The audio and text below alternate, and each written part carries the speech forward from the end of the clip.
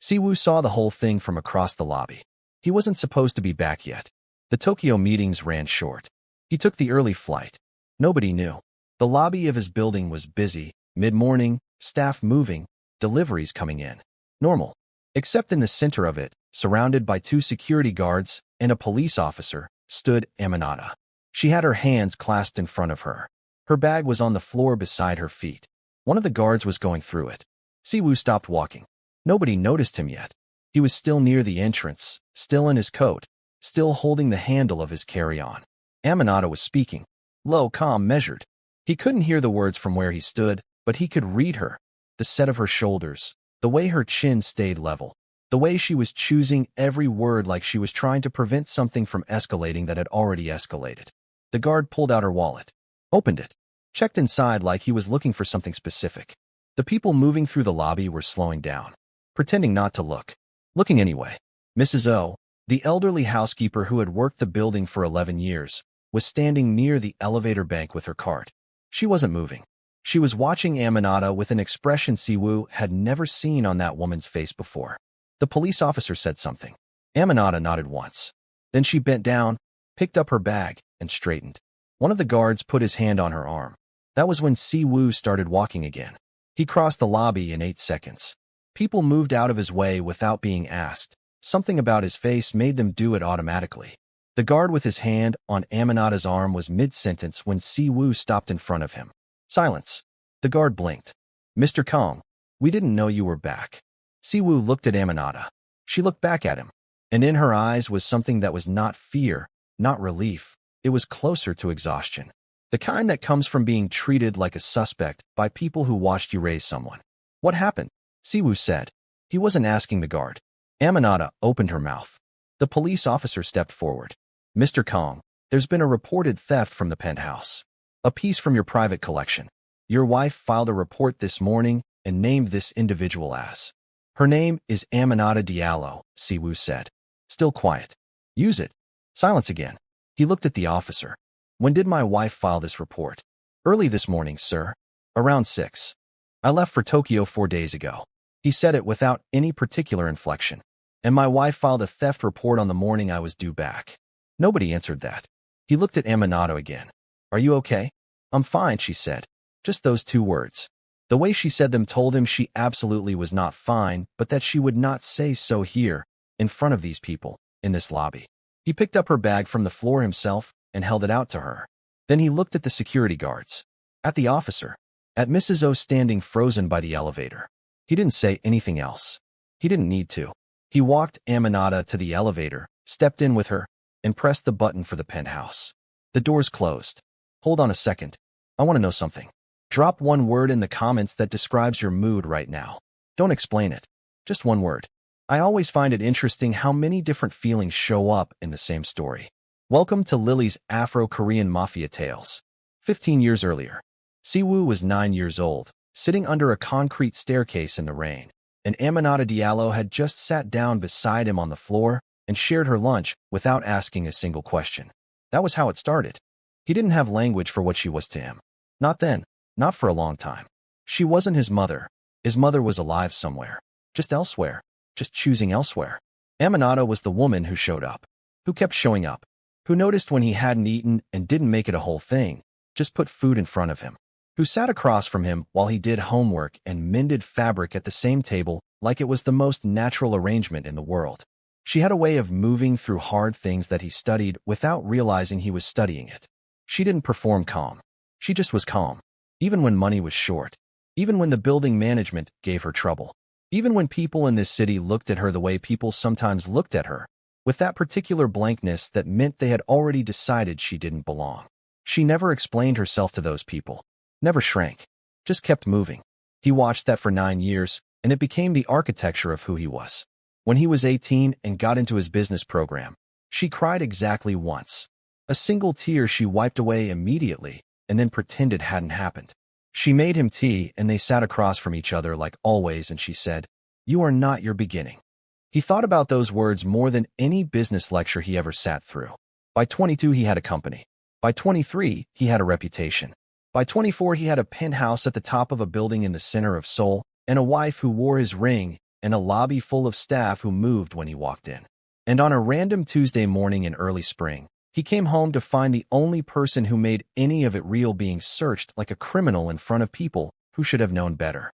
The elevator reached the penthouse floor. The doors opened. Hyanj was standing in the kitchen. She was making tea. That was the thing that hit Siwoo first. Not the police downstairs, not the accusation, not the look on Ammonata's face in the lobby. It was that Hyanj was standing at the kitchen counter making tea like it was a normal morning. Like nothing had happened. Like she hadn't filed a police report 6 hours ago naming the woman currently standing 2 feet behind her husband. She turned when she heard the elevator open. Looked at Siwoo, then at Ammonata. Something moved across her face. Not guilt, exactly. More like recalibration. She was already figuring out her next sentence. "You're back early," she said. "Put the tea down," Siwoo said. Hyanj set the cup on the counter slowly. "I can explain." "Not yet." He looked at Ammonata. "Sit down, please." Ammonata sat at the kitchen table. She placed her bag on her lap and folded her hands over it. Her face gave away nothing. Siwoo looked at his wife. "Where is it?" "Siwoo, I need you to hear me out before." Hyanj. His voice didn't go up. It went in the opposite direction, flatter, quieter, more absolute. "Where is the necklace?" A pause. Something shifted in Hyanj's posture. She looked at Ammonata once, a quick, sharp look, and then back at Siwoo. "I don't have it. It was taken." "Stop." He walked past her to the display cabinet in the hallway. The case was open. The velvet mount was empty. He stood there for 3 seconds with his back to both of them. When he turned around, his expression was the same as it had been in the lobby. Controlled. Precise. Like he was working through something methodically. "You filed the report at 6 this morning," he said. "Ammonata was here on Sunday." "That's 4 days ago." Hyanj said nothing. "You waited until I was in Tokyo. You waited until the morning I was supposed to come back." He paused. "That's not a report. That's a window. You're making this into something. Tell me I'm wrong." She met his eyes. Hers were steady. Whatever she had decided about this moment, she had decided it well in advance. "I came to you because I had concerns. About the necklace. About a pattern I've been watching for a long time. Siwoo, she has access to every part of our home." "She has access to every part of our home," he repeated. "Because I gave it to her. Because she is the reason there is a home to have access to." Ammonata stood up. "Siwoo." Her voice was quiet and final. "I'm going to go. You don't have to. I know I don't have to." She looked at him directly. The same look she had given him 1,000 times before. The one that said, "I'm not leaving because I'm afraid. I'm leaving because this is between you and her, and I won't be in the middle of it. Call me later." She picked up her bag, walked to the elevator, pressed the button. Siwoo watched her go. The doors closed. He turned back to Hyanj. The quiet between them was a different kind of quiet now. "She raised me," he said. "You know that. You've always known that. I know what she means to you." "No, you don't. If you did, you would not have done this." Hyanj's composure shifted slightly, not breaking, just bending. "I did it because I love you. Because I have watched that woman hold a position in your life that should belong to your wife. Because every major decision you make, you consult her first. Because the staff in this building look at her like she's more important than I am in our own home." "She is more important," Siwoo said. Simply, like it was a fact about the weather. Hyanj went still. "Not because I love her more than you. Because she has earned something that can't be taken. And you just try to take it." He looked at the empty display case through the doorway. "I need to know where the necklace is. Right now." She looked away. He took his phone out and called his head of legal. When it picked up, he said, "I need a forensic review of the penthouse security system going back 10 days. Full chain of custody on the footage. Get me results by tomorrow morning." He hung up. Hyanj was watching him. "You're having our home investigated." "I'm having a theft investigated," he said. "The way anyone would." He picked up his carry-on from where he'd set it by the elevator and walked to the bedroom. He came back out 90 seconds later without it and went straight to the front door. "Where are you going?" she said. "To make sure the woman you had arrested in our lobby has a lawyer." He left. The door didn't slam. It just closed. Siwoo spent the next 2 hours in his car. Not driving. Just sitting in the parking structure beneath the building with the engine off. His phone was on the seat beside him. His legal director had already called back twice. He let it go to voicemail both times. He was thinking about a specific evening 5 months into his marriage when he had come home to find Ammonata and Hyanj having dinner together. Hyanj had invited her, or so she said. Ammonata had seemed relaxed enough. But there was a moment during dinner when Seo Yun laughed at something Ammonata said, and the laugh was one beat too measured, one beat too aware of itself. He had filed it. He always filed things. He just hadn't gone back to open that particular file until now. He picked up his phone and called Park Hyanj. Hyanj picked up on the second ring. Hey, thought you were in Tokyo until tomorrow. Change of plans. I need you in the office at 7 tomorrow morning. A small pause. Everything all right? 7 a.m., Siwoo said. He hung up. He sat for another minute. Then he called Ammonata. She answered immediately. I'm fine. I know you said that already. Because it's still true. He looked at the concrete wall in front of the car. Did they touch you? The guards. One of them grabbed my arm for about 2 seconds before he decided he didn't want to do that anymore. I'm going to need you to give a statement to my legal team. About what happened this morning. All of it. Siwoo. I know. This is your wife. I know what it is. Silence on the line. Not uncomfortable. The kind of silence that had been a normal part of their communication for 15 years. The kind where both people were just thinking together without needing to fill it. The necklace wasn't stolen, she said. It wasn't a question. He didn't answer. That was its own answer. She exhaled slowly. Okay. I'll call you tomorrow. Don't talk to anyone from this building until my lawyer reaches out to you. All right. Ammonata. I told you I know, he said. I just wanted to say your name. She was quiet for a moment. Then, go handle your business. She hung up. He sat in the parking structure for another 10 minutes. Then he got out of the car and went up to his office on the 14th floor, bypassing the penthouse entirely. He worked until 2 in the morning. Park Hyanj arrived at 7 on the dot. He was 30, polished, the kind of man who had learned early that presentation was its own form of power. He'd been with KS Atelier since the start. Not from loyalty, Siwoo had always suspected, but because he'd understood quickly that the fastest route to the level he wanted ran through Siwoo's slipstream. He sat down across from Siwoo's desk. You look terrible. The security footage from the penthouse has been altered, Siwoo said. The edit is professional. Someone paid for it. Hyanj's face did something very small and very fast. Siwoo cataloged it without reacting. That's serious, Hyanj said. The person who edited it accessed our internal server through a third-party contractor account. My tech team traced the access point to an entity that was set up 8 months ago. He paused. It's a shell? But shells have origins. You want me to run a financial trace. I want to know if you recognize the entity name. Siwoo slid a single sheet of paper across the desk. Hyanj looked at it. He picked it up. His breathing didn't change. His posture didn't change. But something in the room changed. A very fine, very specific pressure drop, the kind that happens right before something breaks. I've never seen this before, Hyanj said. Siwoo took the paper back. All right. What does this have to do with what happened with Ammonata? I'm not sure yet. He stood. I need you to pull the Q3 operational accounts and have them on my desk by end of day. Full ledger. Hyanj stood too. Of course. He moved toward the door. Hyanj. He turned. You've been with me since the beginning, Siwoo said. I've always thought you were the most strategically intelligent person in this company besides me. He looked at him steadily. I just want you to know I haven't changed my mind about that. Something flickered behind Hyanj's eyes. I appreciate that. Close the door on your way out. Hyanj left. Siwoo sat back down and opened his laptop. He navigated to a secured internal file and pulled up a secondary financial analysis his private auditor had sent him 6 weeks ago, one he had set aside because the numbers were strange but not yet conclusive. He started reading. He read for 40 minutes without stopping. By the time he closed the laptop, something in his jaw had set in a way it wouldn't release for a long time. Subscribe right now. And drop a comment. Do you think Hyanj already knows Siwoo is onto him? The forensic results came back in 36 hours, not 48. Siwoo's legal director, a woman named Choi Min-young who had been in corporate litigation for 12 years and had the energy of someone who considered sleep optional, delivered them in person. She sat across from him in his office and walked through the findings without editorializing.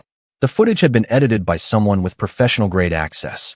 The timestamp on the segment showing Ammonata near the display case had been moved by approximately 19 minutes, putting her at the case during a window when she had actually been in the kitchen, visible in a separate camera that the editor had apparently not thought to also alter. The access point traced to a contractor account that had been dormant for 5 months and was reactivated 3 days before the report was filed. The account was registered to a holding entity called Mira Solutions. Mira Solutions had been incorporated 8 months ago. Its registered director was a man named Quan Dal-Su, a mid-level tech consultant with no obvious connection to Siwoo's world. Except that Quan Dal-Su had received 2 wire transfers totaling 40 million won over the past 4 months. Both from a sub-account buried 3 layers inside a restructured operational fund. A fund that reported to Park Hyunjae. Min-young put the summary sheet on the desk and looked at Siwoo. He didn't touch it. "How clean is this?" he said. "Clean enough for a prosecutor. Comfortable enough for a civil filing." "And Seo Yun." Min-young exhaled through her nose. "Her prints aren't on the financial trail. She filed the report and named the victim. That's the extent of what we can directly tie to her right now." But she knew. Almost certainly. Min-young paused. Whether she knew about Hyunjae's involvement or thought the footage manipulation was his own idea, we don't know yet. Siwoo picked up the summary sheet. He read it slowly, from top to bottom. "Put it back down. Pull everything on Hyunjae," he said. "Every operational account he has touched in the last 18 months. Every external entity with any connection to any fund he controls. I want a complete picture before I move. That's 2 to 3 days. You have until tomorrow at noon." He looked at her. "I'll pay the overtime." She stood and picked up her files. At the door she stopped. "Siwoo, immigration has already logged the deportation referral on Ammonata's file. Even if charges are dropped, that referral sits in the system. Fix it. That's not a simple." "Min-young." He said her name the way he said everything, without force, but with a finality that left no real room for the conversation to go anywhere else. "Fix it." She left. Siwoo sat alone in the office for a while. Then he picked up his phone and sent a single message to Hyunjae. "Dinner tonight. I'll book somewhere." The reply came in 40 seconds. "Sounds good. Everything all right?" Siwoo put the phone face down on the desk. They met at a restaurant in Gangnam that Siwoo had used for years. Private rooms, discreet staff. The kind of place where important conversations happened because the acoustics made eavesdropping almost impossible. Hyunjae was already there when Siwoo arrived. He had ordered wine. He was relaxed in the way someone is relaxed when they have decided to be. They talked about the Tokyo deal for 20 minutes. The distribution numbers. A potential partnership with a European retailer that had been in early discussions. Normal business. Hyunjae was sharp, engaged, adding value to every thread, the way he always had. Siwoo let him. Then, between courses, without any change in his tone or posture, Siwoo said, "I know about Quan Dal-Su." Hyunjae reached for his wine glass and stopped. "I know about Mira Solutions. I know about the transfers. I know you accessed our server through his account to alter the footage." Siwoo picked up his chopsticks. "I know all of it." The room was very quiet. Hyunjae set his hand flat on the table. He looked at Siwoo with an expression that was difficult to read. Not panic, not anger, something more complicated. Something that had been living behind his eyes for a long time and had just been given permission to come forward. "What are you going to do?" he said. "I haven't decided yet," Siwoo said. "I wanted to look at you first." Hyunjae let out a slow breath. He looked down at the table. When he looked back up, something had shifted. The performance was gone, and what was underneath it was exhausted and unexpectedly human. "You know I'm better at this than anyone you have. You know what I've built for this company." "I do," Siwoo said. "That's what makes this interesting.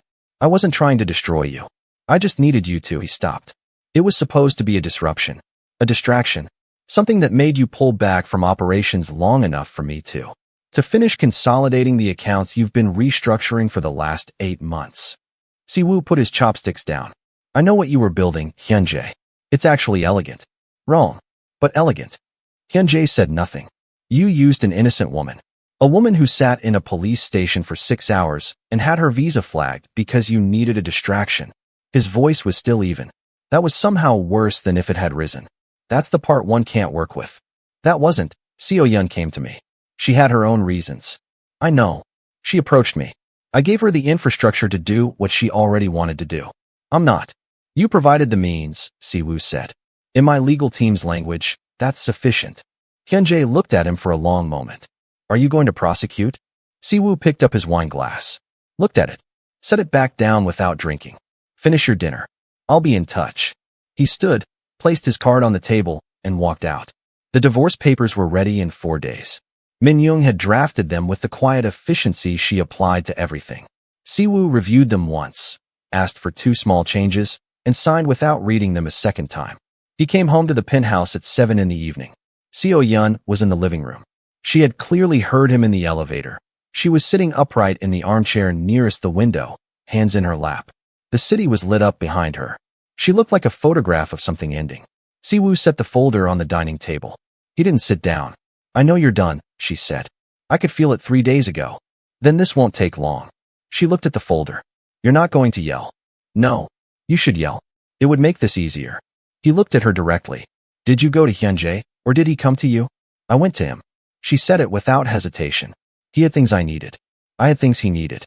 You knew he was going to alter the footage. I knew he was going to handle it." She paused. "I didn't ask how. That's not a meaningful distinction." "I know." She looked at her hands. "I know that." The room was quiet for a while. "I need you to understand something," Seo Yun said. Her voice was different now. Not strategic, just tired and honest in the way people get when they've stopped trying to win. "I watched you look at her the way you've never looked at me. Not with romance. I know what that is, and it wasn't that. It was something I didn't have a category for. And it terrified me." "She raised me," Siwoo said. "There is no category. She just raised me. I know that now. You knew it then. That's why you did it." She didn't answer. He picked up the folder and walked it to the coffee table in front of her. "Set it down. I'm not asking for a conversation about this. I just need your signature." She looked at the folder for a long moment. Then she reached forward and opened it. She read through it, slowly, the whole thing, while Siwoo stood by the window with his back to her and looked at the city. He heard the pen move across the paper. "Siwoo." He didn't turn around. "I did love you," she said. That part was real. He was quiet for a moment. "I know," he said. "So did I." He picked up the folder, walked to the elevator, pressed the button. The doors opened. "Where is the necklace?" he said without turning. A long pause. Then, "In the lining of the gray coat. In the guest closet." The elevator doors closed. He found it exactly where she said. Still in its cloth wrap, undamaged, the gold threads catching the closet light when he unfolded it. He stood in the guest closet holding it for a while. Then he put it in his jacket pocket and went back to his office and didn't go home again that night. 3 floors below, in a conference room at 11 p.m., Min Young walked 4 prosecutors through a complete financial and evidentiary package on Park Hyunjae. Siwoo had made one phone call that afternoon to a contact in the Seoul Financial Crimes Unit, a man he had done a favor for 2 years prior, and the meeting had been arranged within the hour. The package was thorough. 61 pages. Wire transfers, shell entity documentation, the security footage metadata analysis, Kwon Dal-Su's transaction records. The works. The lead prosecutor read the executive summary, looked up, and said, "This is going to move fast." "It should," Min Young said. "Let it." By midnight, Hyunjae's office access was revoked. He wouldn't know until morning when his keycard failed at the lobby entrance, and the security desk told him to wait for a call from legal. Siwoo was told about the access revocation at 12:15 via email. He read the email, marked it as reviewed, and kept working. He didn't sleep. Ammonata left Seoul on a Thursday. Immigration had moved faster than Min Young anticipated. The deportation referral triggered an automatic timeline that legal challenges could slow but not immediately stop. She had a window of 5 days before mandatory departure. She used 3 of them to pack. Siwoo came to her house on the 2nd day. She opened the door and he stepped inside without being invited, which was normal. He had been walking into this house without waiting to be invited since she bought it for him in his imagination long before he bought it for her in reality. The house looked exactly like her. Plants on every surface. Fabric folded over chair backs. A smell like something was always on the stove. She was packing the kitchen. He sat down at the kitchen table and washed her wrap dishes in cloth. She didn't stop working when he sat down. She never did. "How much longer?" he said. 3 days, they said. Min Young is filing something. Maybe it buys a week. It'll buy more than a week. Ammonata paused at the counter. "Siwoo, I've been through bureaucratic systems before. You know that. I'll be fine. I know you'll be fine. I'm not worried about fine." He looked at the dish she was wrapping. "I'm worried about fair." She set the dish down, turned around, and looked at him. "There is no legal system in the world that has never been unfair to a woman who looks like me. This isn't new. It should be new. In my building. With my name on it. Your name wasn't on what Seo Yun did." He looked at the table. "I didn't see it happening. I should have. People who love someone don't always see clearly. That's an excuse. No, it's a fact. She pulled out a chair and sat across from him. You were 23 years old, and you thought you were in love. That's not a character flaw, Siwoo. That's just being 23. He didn't say anything. Did you sign the papers? She said. Yes. She nodded. And Hyanj? Prosecutors have the package. He'll be charged. She was quiet for a moment. Then, good. He looked up at her. That one word from her, that simple, quiet good, was the first time she had expressed anything other than calm detachment about any of it. I want you to stay, he said. I know. Min Young can fight the referral. She thinks she can get it vacated within 2 weeks if the charges against Hyanj move forward and the immigration office reviews the original evidence. 2 weeks. Ammonata looked around her kitchen. I have a sister in Dakar I haven't seen in 14 months. Maybe 2 weeks in Dakar is what I need. He looked at her. I'm not running, she said. I'm going home for a visit while your lawyer does her job. There's a difference. He was quiet for a long time. Will you come back?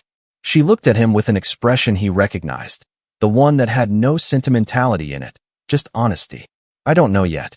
That was the truest thing she could have said, and they both understood that. He stayed for 2 hours. They didn't talk much. He helped her pack a box of books. She made tea.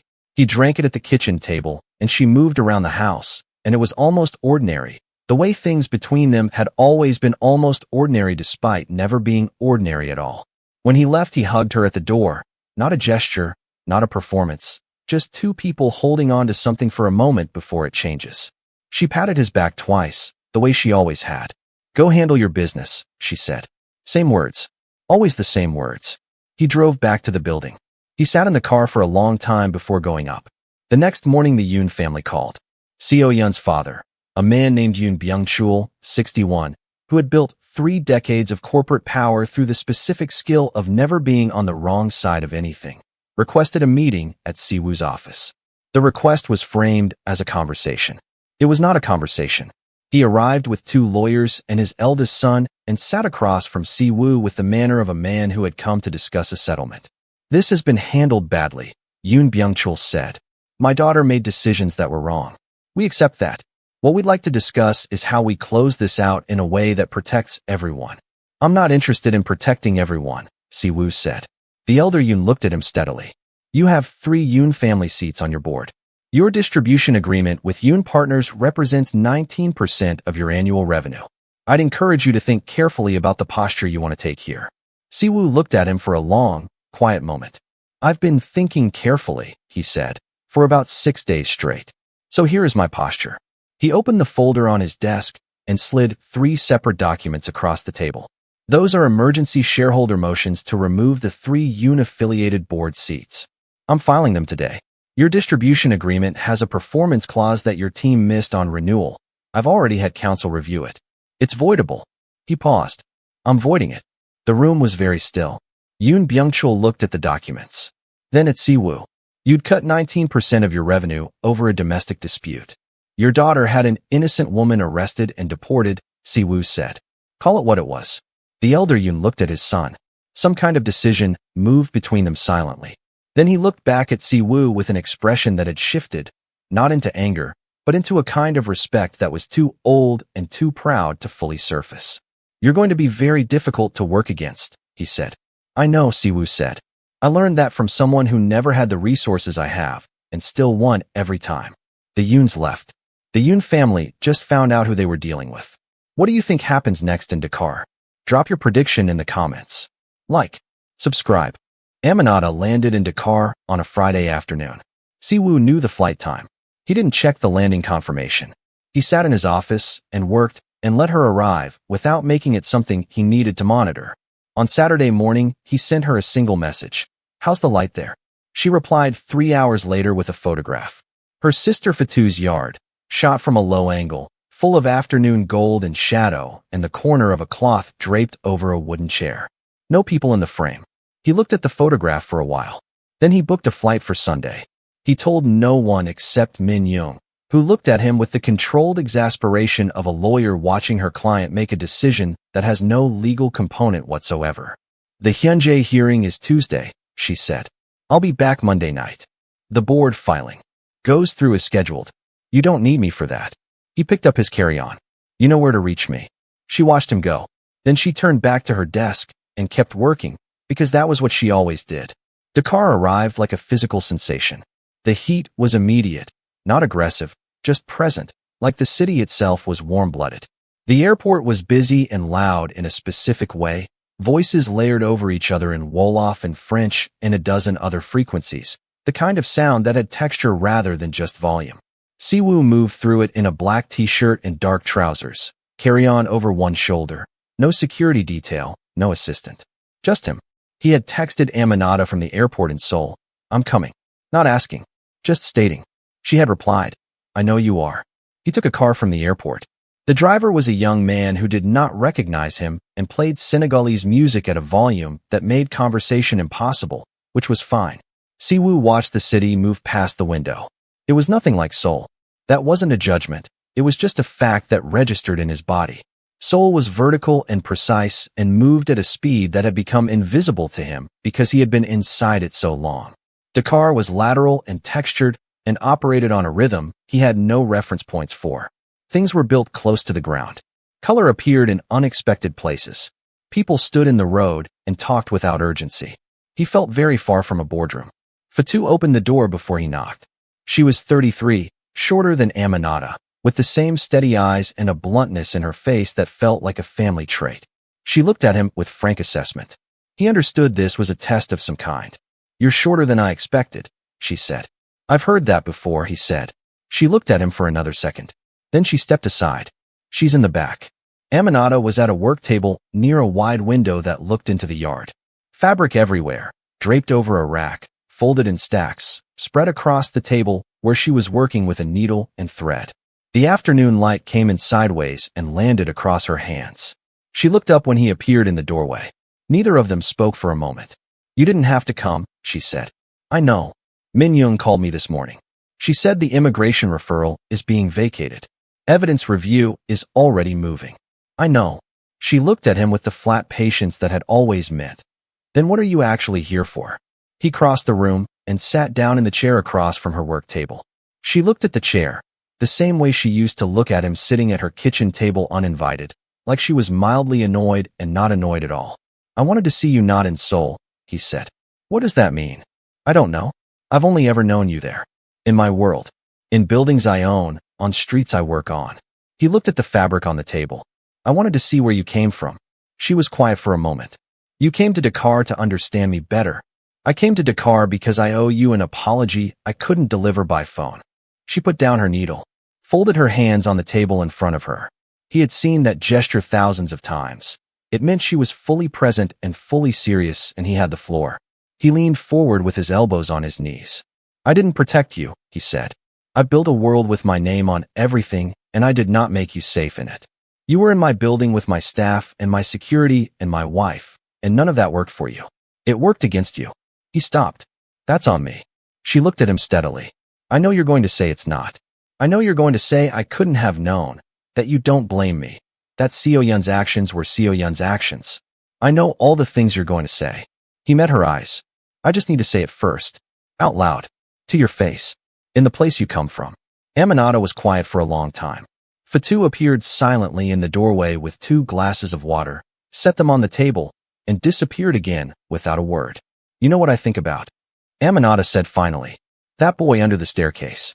He wasn't waiting for someone to save him. He was just sitting with what was real." She looked at Siwoo. "That's what I always loved about you. You never needed a rescue. You needed a witness." He looked at the table. "That's what you're doing right now," she said. "You're witnessing yourself.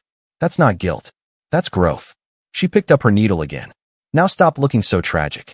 You're 24 years old and you just dismantled 2 powerful families and flew to West Africa to apologize to a woman who already forgave you." He looked up. "You forgave me. About 3 days ago, yes." She threaded the needle with complete focus. "While I was packing my kitchen. It took about 45 seconds. He almost laughed. Something in his chest loosened, the first loosening in days. "Stay for dinner," she said. "Fatou is cooking." "What is she making?" "Something you won't recognize, but will eat all of." He leaned back in the chair, looked at the window, the yard, the sideways light, felt the specific quiet of a place that had nothing to do with anything he had built. "Okay," he said. They ate in the yard. Fatou had made thibaudin, rice and fish and vegetables cooked in a deep red sauce that smelled like a memory Siwoo didn't have, but somehow recognized. She served it on a single large platter and they ate together from it, the three of them, in plastic chairs around a low table while the sun went down and the neighborhood changed sound. Traffic fading, voices changing register, somewhere nearby a radio playing something with a slow, repetitive rhythm. Fatou talked. She was funnier than her face initially suggested, dry, fast, with the kind of humor that arrives before you realize it's coming. She asked Siwoo exactly 2 questions about his company and then decided she was done with that topic and moved on. She talked about her neighborhood, about a dispute with her landlord, about a fabric supplier in Sandaga Market who had been cheating her for 6 months until she caught him. Siwoo listened and ate and felt, for the first time in a very long time, like a person in a room instead of a function in a system. Ammonata barely talked at all. She ate steadily, refilled people's water, occasionally corrected Fatou's version of a story with a single quiet word. This was normal. This was how she had always been at a table, present but not performing, nourishing without demanding to be noticed for it. When they finished, Fatou took the platter inside. Ammonata and Siwoo stayed in the yard. The sky was enormous from here. Seoul skies were rarely visible. They existed above the buildings, above the light pollution, theoretical.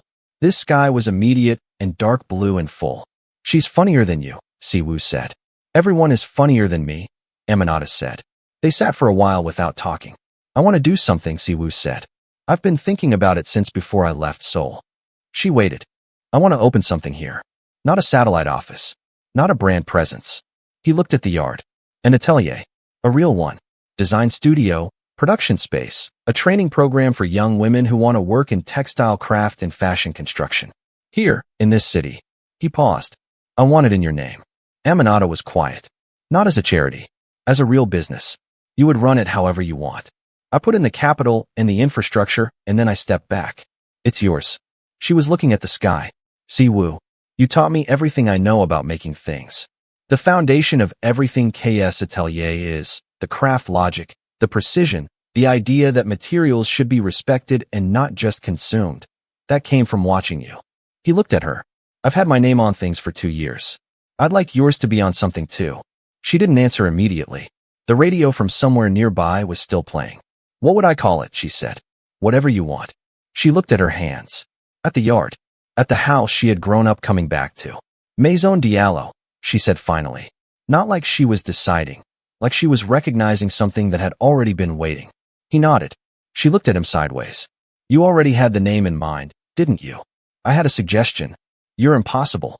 I learned from someone who got things done by being very difficult to argue with. She made a sound that was as close to a laugh as she usually got. They stayed in the yard until it was fully dark. On Monday morning, Siwoo flew back to Seoul. He landed at 6 a.m., went directly to his office, and by 9 o'clock he was in a shareholder session that ran 4 hours and ended with the removal of all 3 unaffiliated board seats. Hyanj's preliminary hearing was Tuesday. He arrived with counsel and said very little. The financial evidence was entered into the record. The forensic analysis of the security footage was entered into the record. Siwoo was not present. He had given a written statement and had Min Young there in his place. Kwon Dalsu cooperated with investigators. His cooperation moved quickly.